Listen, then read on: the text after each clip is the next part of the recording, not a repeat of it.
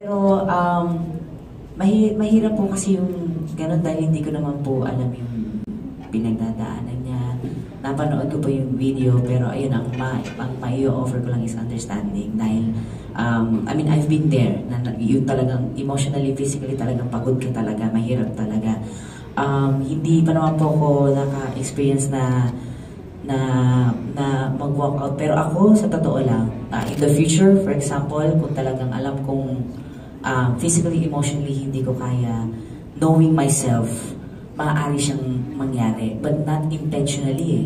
Not intentionally mong gagawin yun. Mangyayari lang yun kung talagang kumbaga, talagang puno na. Kumbaga, pag you know to yourself na exhausted ka na. Kaya ayun naman yung sinasabi ko na, for example, you have a tour like that, yun yung kailangan natin intindihin sa mga fans. Dahil ako, fan din ako, na minsan, di ba,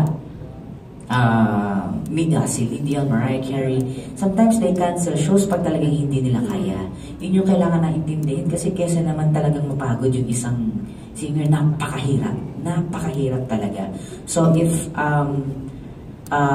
kung talagang alam ng isang singer na hindi mo kaya, it's okay.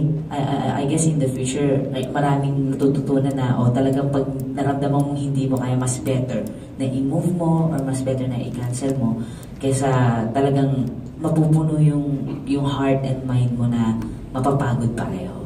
So, yun, naiintindihan ko po yung part na yun. But I'm sure someday, kung halimbawa, yung moment na yun, hindi mo maisip na mag-cancel or anything, na you're trying to prove something, I'm sure darating din sa point and which is it's normal siya.